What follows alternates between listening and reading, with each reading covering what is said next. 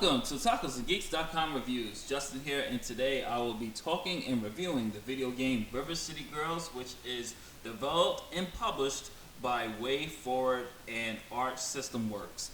As always, I give you a brief synopsis of the game, so here we go. There's trouble once again in River City, and this time only the girls can save the day. Using a variety of attacks, weapons, and items, these hot-blooded heroines are ready to teach the city's lowlives a lesson. Either solo or in two-player co-op, it's an old-school rumble for a new generation, and I definitely agree with that tagline, ladies and gentlemen. River City Girls brings back that freshness and love of the arcade-style beat-em-ups and even console beat-em-ups that we've loved so much, and I thought it did an amazing job. Just to talk a little bit about the story, which is told really great presentation-wise through manga-style presentation cutscenes here, as you can see here. I love the story. The story is very basic. It's Kyoko and Misako's boyfriends are kidnapped, and it's up to them to rescue them and find out who's behind the kidnapping and why. Pretty premise, and most of the story and backgrounds told through those manga-style type of cutscenes and in-game dialogue. And before I talk about gameplay, since I'm talking about dialogue, let's talk a little bit about the voice acting here. I thought the voice acting between the two girls are very well done. The both actresses play very well with each other and really immerses you into the world as you get more of a background of each girl's relationship and just how they are perceived by other students in the school. I thought that worked very well. Solid voice acting in this game, very highly recommended, very enjoyed it, had no problem with it. And since I'm on the topic of sound, I have to say the music in this game is spectacular. I love the music in this game. Definitely so far, it is my favorite game soundtrack of the year. And the reason for that is because a lot of games don't really include singing and actual songs as the background music, but River City Girls has this nice pop, J-pop type of style presentation when it comes to the music, and I thought it worked very well. It really immersed me more into this world and that kind of anime type of feel that they were going for. Graphics is pure old school, but if I'm gonna do any comparisons to this, it will remind you a lot of the Scott Pilgrim video game from 2008, and I thought that really worked very well. And that also includes with the gameplay too. Just the way it's styled, the way the style is, and the way you have to pick up coins. It has that same type of feel as the Scott Pilgrim game. And I thought, hey, even if it has that same type of feel and style, it works very well. And for those who never played that game, this is a nice game to check out as well. The game is very challenging, by the way. Even on the normal difficulty, you are going to have to actually play. This is not a beat 'em up where you can just go from room to room, punch and beat and dominate enemies. You're gonna have to block. You're gonna have to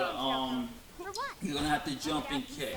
You're gonna have to do power hits, light hits, depending on the type of enemy. So you're really gonna have to be on your toes and be on your game with this. But one thing they do have is that they have a nice assist system here.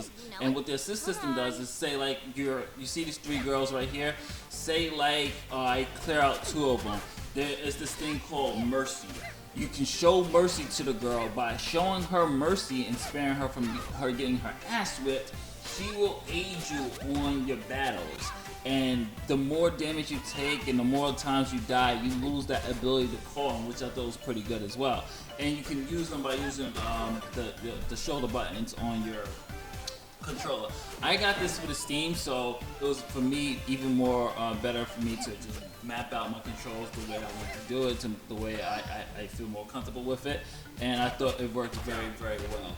I thought the gameplay is pretty cool. Haven't tried the co-op yet. My friend and I are going to try the co-op later, but I would definitely say it's still a very challenging game.